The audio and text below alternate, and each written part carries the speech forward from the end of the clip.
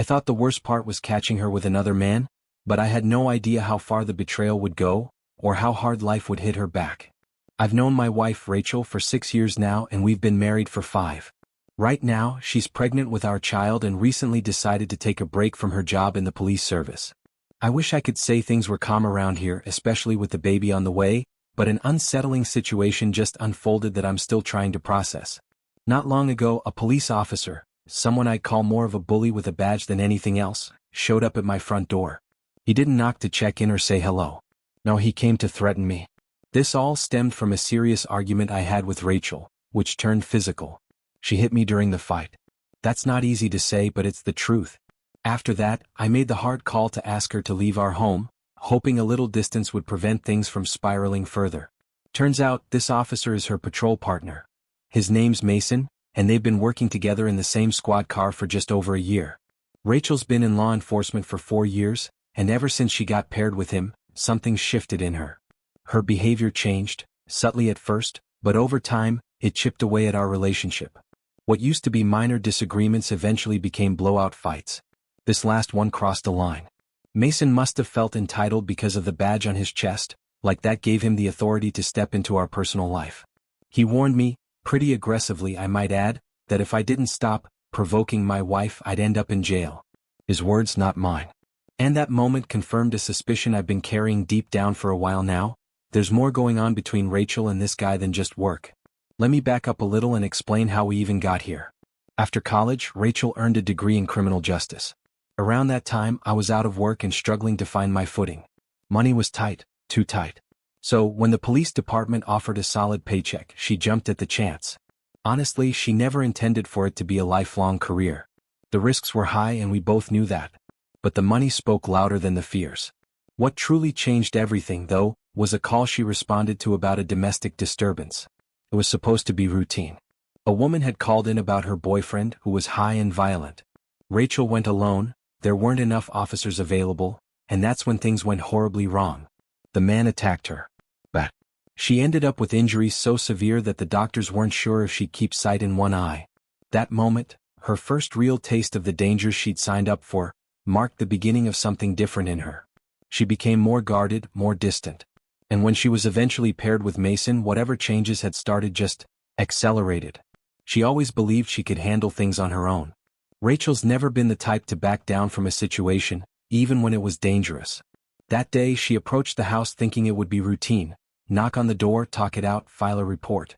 But there was no answer. Then came the screams. Rachel told me it was a woman's voice, raw and terrified, coming from inside. Without a second thought, she radioed for backup and forced her way in. It took a few minutes to break through, but once she got inside, what she walked into was something out of a nightmare.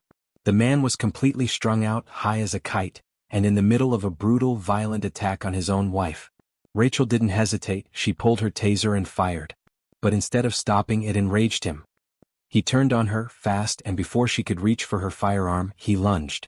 A struggle followed, intense and chaotic. She told me she fought with everything she had.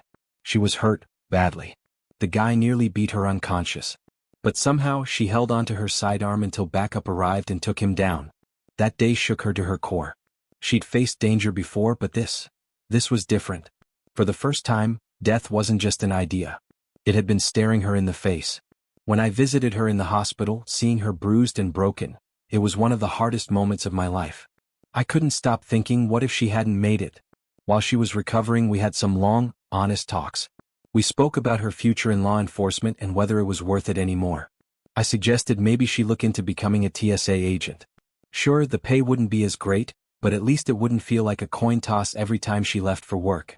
I just wanted to stop worrying if the next call she answered would be her last. At the same time, I was wrapping up my training to become a mechanic and had started picking up extra work. Things were slowly looking up for me on the career front, and I was hoping we'd both find some balance. But Rachel, well, her view on things started to shift. Or maybe she just chose to ignore what was happening between us. This part's a little hard to explain, but I'll try. Ever since Mason, her patrol partner, entered the picture, I felt something change in her. And for a while, I couldn't shake this feeling that she wasn't just admiring his confidence. I started to wonder if maybe she resented it. Rachel's always had strong opinions about people who act like they're better than everyone else. especially those with unchecked egos. She used to speak about them with such disgust. But with Mason it was like her whole perspective had blurred. Over time, she stopped venting about him, which I initially took as a sign that she was over it. I let myself believe that whatever friction had been there was gone. When she finally returned to duty, I brought up some of my suspicions. I told her I didn't feel right about the dynamic she had with him. I didn't accuse, just shared how I felt. But what happened next, it chilled me to the bone. She kept denying it, every suspicion I brought up. She swore up and down that she'd been in her office the entire time, not out on patrol. And she was clever about it too. Rachel knew her office was locked and that I had no way of confirming where she really was. No cameras, no access, nothing for me to check. It was like she had built herself an alibi that couldn't be disproven. I felt stuck. Powerless. But I wasn't ready to let it go. If she wasn't going to tell me the truth, I figured I'd have to find it myself. So, I made a move I never thought I would. After watching one too many crime thrillers and police dramas, I went online and bought a police radio scanner. It felt a little extreme, I'll admit, but I needed answers. I needed to know what was going on when she said she was on duty. If nothing else, I wanted to hear her voice over the radio, to know she was where she said she'd be. The more I listened, the clearer it became.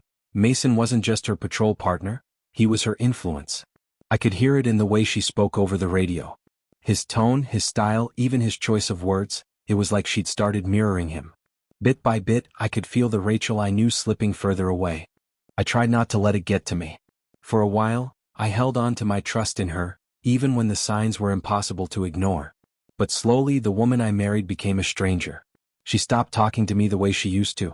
She became distant, like her presence in our home was more of an obligation than a choice. We used to make time for each other, dinners out, movie nights, long walks just to clear our heads. Now she was either working, sleeping, or somewhere I couldn't reach. Her schedule became a mystery, her mood unpredictable. Then there was the social media behavior. Mason started liking all our old photos on Facebook, the ones of me and Rachel together. Every single one. Like he was trying to plant a flag to make a statement. And I couldn't help but ask, who does that? Who goes through another man's wife's profile and hearts every photo like it's a game? When I brought it up to her, she brushed it off. He's just a colleague, she told me, like that was supposed to erase the unease crawling up my spine. But from that moment, something broke between us. Our marriage began to deteriorate fast. I couldn't get past the fact that she refused to set boundaries with him, even when I told her how uncomfortable I felt. Things escalated from there. I came home one evening and something felt off. I couldn't put my finger on it right away, but there was this sense that someone had been there. The way the curtains were pulled. A cup on the table that wasn't ours. When I asked her about it, she denied knowing anything. But when I told her someone had been watching the house, when I mentioned I'd noticed movement on our street at odd hours, her story suddenly shifted. She confessed, but not in the way I expected. I've been lonely, she said, her voice low. With you gone so much. I just wanted company. Company? We live in a neighborhood full of families. She's got plenty of friends, even relatives she could have turned to. But she didn't call them. She didn't call 911 if she felt unsafe. No. She called Mason. Out of everyone, she chose him. And that, more than anything, told me what I needed to know. Then came the moment that truly confirmed every fear I'd been carrying around. One evening there was a knock at the door. I opened it and found Mason standing there, only this time he wasn't alone. He brought another officer with him. Both of them armed, both of them wearing that same smug confidence that said they believed the badge gave them authority over not just the law, but my personal life too. Without even trying to understand what had happened, they started hurling accusations at me, saying I'd committed all kinds of things, most of which made no sense. There wasn't a shred of evidence, but they didn't care. Their minds were already made up. It felt like I was being ambushed by the very system that was supposed to protect people like me. Thankfully, I had the foresight to document everything. After the altercation with Rachel, I made sure to take photos of the bruises I had received, the same ones she tried to twist the story around about. When I mentioned them and offered to show the pictures, Mason's attitude shifted just enough to make me realize they hadn't expected that. I also brought up the call she had made the night before, the one where she turned to him instead of a friend, a family member, or even 911. That alone said more than any words could. The next day, I packed a few bags and left our place. It was one of the hardest things I've ever done, walking away from the home we built together. My name's still on the lease and legally I had every right to stay. But emotionally? I just couldn't do it. I couldn't sleep under the same roof where she was entertaining another man behind my back, possibly in the same room where we once shared dreams. I told her I'd still pay half the rent. I don't know if that makes me a fool or just someone who's trying to be decent, even when it's undeserved. Maybe it was my way of avoiding one more argument, one more reason for her to twist the story in her favor. And she did twist it. Rachel ran straight to our 3 mutual friends, people we'd both known for years, and painted herself as the victim. She cried, played the pregnancy card, and leaned into every ounce of sympathy she could squeeze out of them. She knew exactly what to say, and she said it all before I even had the chance to explain my side. It worked. At least with some of them. I tried to keep my distance, but every now and then I'd cross paths with one of them. One of those run-ins happened while Mason was around. I couldn't stomach even being in the same space as him, so I cut the conversation short. The tension between us was no secret. I didn't like him. He didn't like me. And honestly, that made sense. Birds of a feather, as they say. What made it worse was how she acted like nothing had happened. Rachel started behaving like things were back to normal. She smiled more. She sent me casual texts. She stopped arguing. It was like she wanted to press the reset button, hoping I'd just forget the betrayal. She played the role perfectly, acting just like the woman I married, but I couldn't buy it. Not anymore. The reality is I was barely home these days. My work schedule kept me out, and I couldn't expect my neighbors to watch what was happening in my house. So I did what I felt I had to. I installed hidden cameras. Small ones, discreet but well-placed. One in the bedroom. One in the living room. One outside by the driveway. I wasn't proud of it, but I needed to know. I needed proof, something undeniable. Meanwhile, the little things kept adding up. She was glued to her phone. Texts came in constantly. Our conversations started fading into the background, drowned out by her screen lighting up every few minutes. Even when we sat together, she was distracted. And when she did answer a call, it was never casual, it was careful. Too careful. Her tone shifted. Her posture changed. She always stepped away. I couldn't pretend anymore. I knew something was wrong. I just didn't know how deep it went yet. She was sitting there across from me, smiling, laughing at her phone, and I could tell she was trying to hide it. Like she didn't want me to notice how happy she looked. That made my stomach turn. I watched her closely, and the more she tried to act casual, the more unsettled I felt. Rachel was nearly 8 months pregnant at the time. And maybe that's what hit the hardest. I never imagined that someone carrying our child, our son, would be capable of cheating. I still don't know if it was denial or just blind hope, but I kept telling myself she wouldn't do that. Not now. One evening we were curled up on the couch watching one of our favorite shows, trying to recreate a little sense of normalcy. She looked like she was enjoying it until a message came in on her phone. I happened to glance at the screen. It was from Sophie. Seemed harmless at first. But the odd thing was the message had been sent nearly 3 hours earlier, and yet she was just now reading it. That alone might have meant nothing. But I'd seen enough by then to know how to listen to my instincts. Something about it didn't add up. I knew Sophie wasn't the one lighting up her phone all the time. And that's when it hit me. Rachel had deleted the real messages. She'd wiped the conversation clean. Why would she do that unless she had something to hide? My heart dropped into my stomach. I felt physically sick. Like I was drowning in a sea of doubts I never wanted to wade into. I couldn't tell if she had started cheating again, or if she had never stopped. Either way, the feeling of betrayal was just the same. That night I didn't sleep. I lay next to her, wide awake, watching her breathe, feeling this crushing weight pressing down on my chest. The deception, the confusion, the fear of being a fool, it all piled up. I was emotionally wiped out, barely able to keep it together around her. And then, our baby boy was born. I should have been happy. And part of me was. Holding him in my arms for the first time was one of the most powerful moments of my life. He was beautiful. And honestly, I thought he looked like me. But even then, even in that perfect moment, the thought crept in like a shadow. What if he's not mine? I didn't say it out loud, of course. I just kept smiling for our families, holding my son close, all while trying to convince myself I was imagining things. But the truth kept echoing in the back of my mind. And the truth was, I didn't know. One day not long after, I saw something I'll never forget. We were sitting in the living room and she got a call. I saw the name flash across the screen, him. And the moment she noticed I had seen it too, she panicked. She didn't answer. Instead, she immediately opened his contact and blocked the number right in front of me. It was meant to look reassuring, like proof that she was cutting ties. But I knew how easy it would be to unblock him later, quietly, when I wasn't around. Still, it showed she was trying to keep me from leaving. Trying to keep up the illusion of a normal family. After the birth, things appeared smooth on the outside. We celebrated with our families. We started browsing for houses to buy, finally looking to settle down for real instead of bouncing from one rental to the next. It looked like we were building something together again. But I couldn't shake the need to know. I needed answers. Not guesses. Not hopes. So I took another step. Without telling her, I bought a GPS tracker and installed it in her car. I needed to know where she was going, especially when she took the baby and disappeared for hours. It wasn't enough to keep wondering, I had to see. To make it easier for myself to monitor her movements, I spoke to my boss and requested a string of out-of-town business trips through the end of the month. It was a convenient excuse and she believed it. I told Rachel I'd be traveling across state lines for work. But in truth, I wasn't going anywhere. I was staying right here. Watching. When I came home early that day, I wasn't expecting much. Just a quiet evening, maybe a little time with Rachel and the baby. But the second I walked through the door, I knew something was off. She looked startled, caught off guard, like someone had yanked the rug out from under her. I asked her point blank what was going on. Her answer? Everything's fine. But it wasn't. She scrambled to explain, saying she hadn't expected me back so soon and needed time to clean up the house and prepare dinner. I stood there, staring at her, confused. Prepare what? I asked. What do you need to cook? Her response didn't make sense. She fumbled her words, tripped over half-finished sentences, like her brain was racing to come up with something, anything, that might sound believable. But it only made things worse. She wasn't just nervous. She was lying. I could see it clear as day. And she knew she was caught. Before I could press her further, she abruptly shut down the conversation.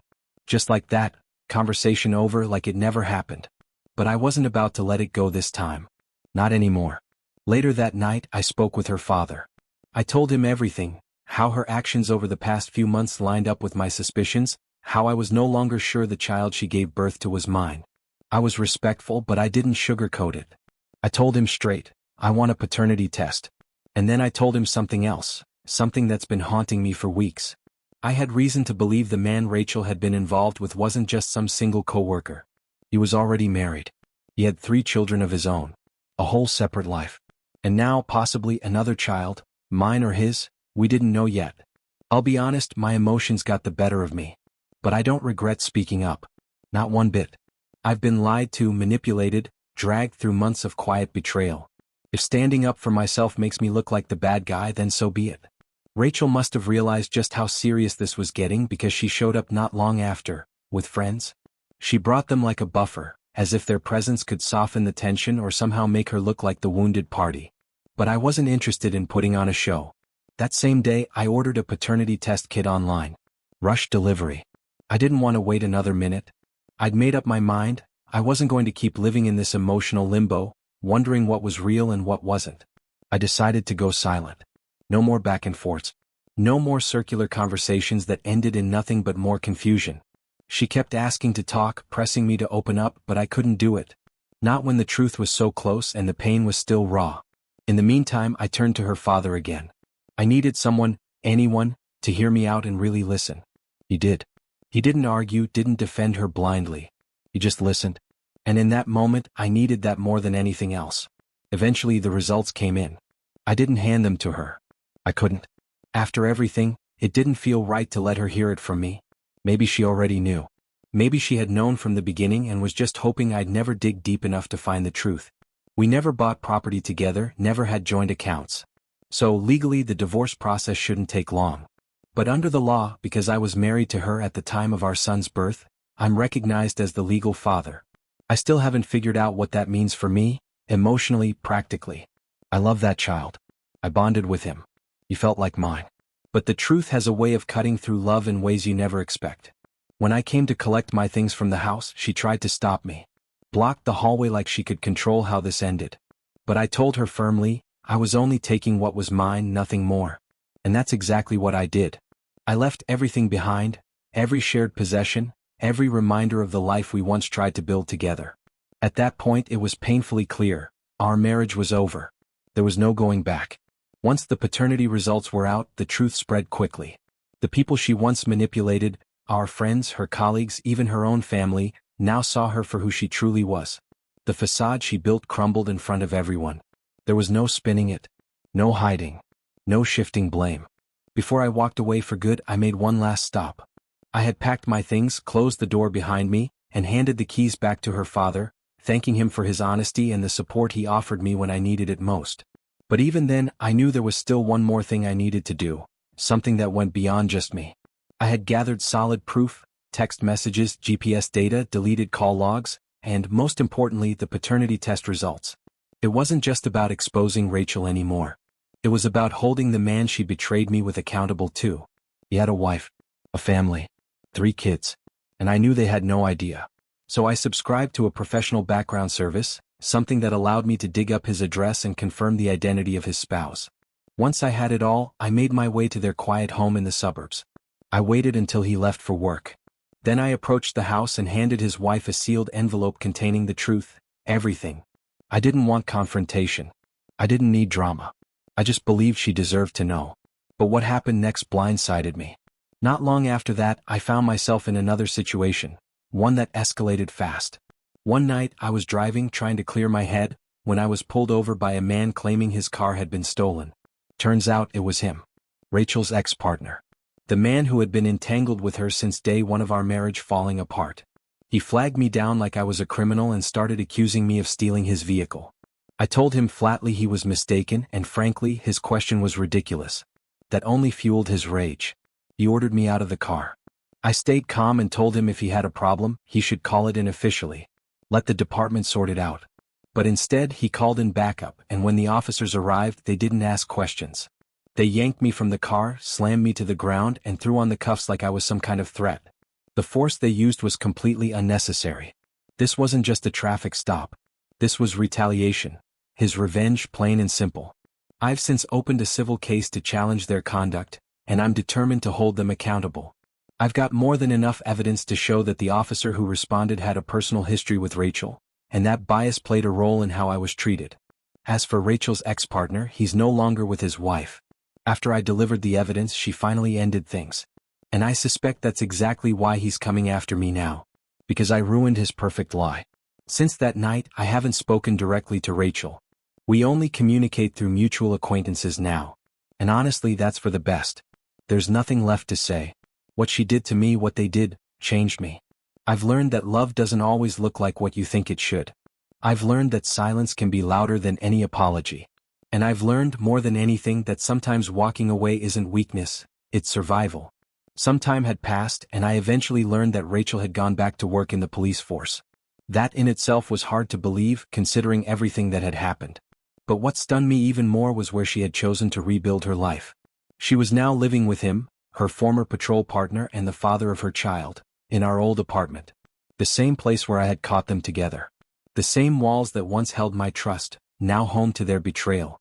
It was surreal. But things didn't stay perfect for them for long. About a month after I moved out, I heard rumors that something had gone terribly wrong between them. A friend of mine ran into Rachel on the street and barely recognized her. She was limping, hunched over, moving like someone twice her age. Her face looked hollow, her body frail. Word was she had suffered severe injuries, her ribs and spine damaged so badly she could barely walk. My friend described it like seeing a broken version of the woman I used to know. Eventually, I found out what had happened. Her lover, the very man she had given up everything for, had turned violent. Rachel filed a formal report against him, and after an investigation he was convicted and sentenced to 5 years in prison. I was stunned. I didn't know what to feel. Relief? Anger? Pity? Maybe all of them at once. Part of me wanted to say it was karma, but another part just felt hollow.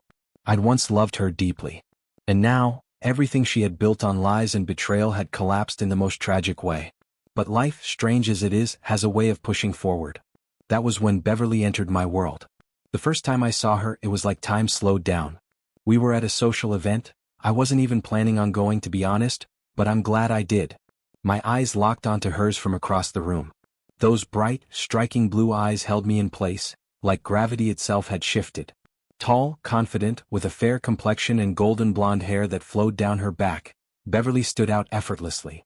She wore a red dress that turned heads, fitted just right, with bold double slits at her hips. Her makeup was flawless. Her energy? Magnetic. Everything about her pulled me in. Her smile lit up the entire room, and her laugh, it was the kind that made you forget the weight of the world for a moment. The way she spoke, the way she moved, even the way she listened, It all had a kind of quiet charm that made me feel like I was truly seen for the first time in a long time. I learned more about her as we spent time together. She was just starting out in modeling and had already been through her fair share of online scrutiny. Her story moved me. She had faced serious consequences for what most would consider minor missteps, yet she held her head high and kept chasing her dreams. There was strength in her gentleness, and I admired that. And to my surprise, I fell for her. Art. Over the next few years, Beverly and I built something real. The first 3 years were filled with peace, laughter, and healing. She chose not to work during that time, and honestly, I didn't mind one bit. I had a steady job and could take care of both of us. It felt good to give without expecting anything in return. I wanted her to feel safe, cherished, valued in all the ways I once wished I had been. Whenever Beverly hinted at something she liked, I made it happen. I'd come home with new clothes, little surprises, even things she didn't ask for, just to see that spark in her eyes. It wasn't about material things. It was about creating joy. After everything I'd been through, I finally felt like I had someone who saw me, not what I could give, not what I had lost, but me. And for the first time in a long time, I felt like I had come home. I tried my best to support Beverly's love for designer fashion. I didn't just tolerate her passion for high-end brands, I leaned into it. I'd tag along on shopping trips, following her from boutique to boutique, helping her hunt down the newest collections and limited releases.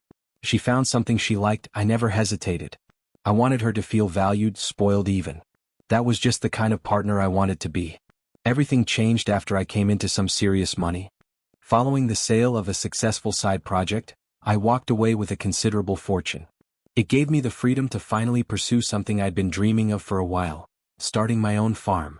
I'd always had a curiosity about sustainable agriculture, and mushroom cultivation seemed like a promising niche. So I went all in. At first it was exciting. I invested in quality equipment, a state-of-the-art grow house, and all the resources needed to get things running smoothly. But reality hit fast and hard. The first year was chaos. I ran into problem after problem: equipment failures, crop contamination, even bad advice from so-called experts. No matter how much money I threw at it, the farm just wasn't producing results. I started to realize that passion and funding weren't enough without experience and a strong foundation. It was a tough pill to swallow. With losses piling up, I had to make some changes. I started cutting back. No more spontaneous trips or five-star dinners. I stopped booking flights on a whim and gave up our weekends at fancy resorts. We still went out, but not to places where celebrities were known to dine. Instead, we found cool, modern restaurants with good food and casual energy, places where regular people went to unwind. But Beverly didn't take it well. When I brought up the need to be more mindful with our finances, she went silent. For a full week, she barely spoke to me. No calls, no conversations.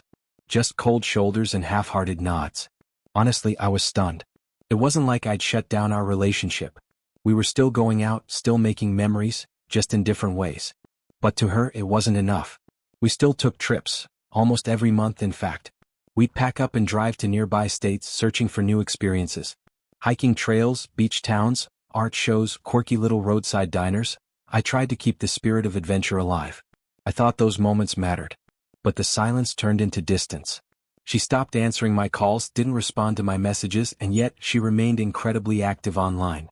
I'd see her replying to comments on Instagram, laughing with strangers in her stories, but when it came to me, radio silence. It felt like she had one foot out the door and the other deep in social media validation. Even after the financial issues were somewhat under control, she still brought up money, always with this underlying disappointment, like I had failed her somehow. I couldn't help but feel like all the effort I'd poured into making her happy had slowly turned into an expectation rather than something appreciated.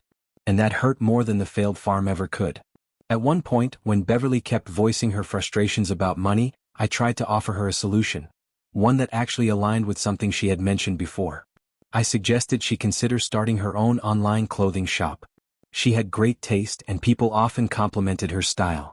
Why not turn that into something profitable? She'd even tossed around the idea before, selling some of her gently worn designer clothes, building a brand, maybe working with influencers. I brought it up again, hoping it would give her a sense of purpose and independence. I thought if she poured herself into something of her own, it might help us both feel more balanced. But she dismissed the idea without much thought. I suppose building something from scratch didn't feel glamorous enough for her. After we broke up, I went through a storm of emotions: confusion, sadness, a lingering ache that seemed to follow me wherever I went. And yeah, I'll admit it. For several months I kept tabs on her life. Quietly. Like a ghost in the background. It wasn't healthy, I know that. But I wasn't ready to let go, not completely. It was during that time I discovered the truth. Beverly hadn't just lost interest. She'd left me for someone else. A guy she met at the gym. The irony stung. I knew the guy, at least in passing. We'd crossed paths at a few events before. Always the center of attention, always shirtless on Instagram, flashing his abs and his perfect smile to thousands of followers. He had the kind of body that demanded attention, and he used it. His posts were full of photos showing off every muscle, every inch of sculpted perfection. It didn't take long to connect the dots. And I remembered how Beverly used to look at those kinds of profiles. Her eyes would linger just a second too long. Like she was hypnotized. What hurt more than the betrayal was realizing how quickly I had been replaced. By a body, by an image, by a fantasy. Sometime later, life surprised me again. I ran into Beverly at a small community event. She didn't see me at first. I was just another face in the crowd. But when I finally walked up and said hello, her expression was unforgettable. It was a cocktail of shock, guilt, and confusion. I could almost hear the thoughts scrambling in her head. She stammered a greeting, trying to play it cool, and her first question, oddly, was about the car. I chuckled, then took a deep breath and gave her a brief update. I told her what happened after she left. How, in the middle of the wreckage she left behind, someone else had walked into my life. Her name was Jennifer. And Jennifer didn't just support me, she helped transform my life. She became the quiet force behind my business's biggest success. While Beverly was chasing attention, Jennifer was helping me build something real. As I told the story, Beverly just stood there, silent. Her eyes dropped. I don't know if it was regret or something else, but her next words surprised me. She apologized. For hitting my mother. Hearing those words, finally, felt surreal. She had never once taken accountability before. And yet, there she was, apologizing like the past had finally caught up with her. Like reality had finally sunk in.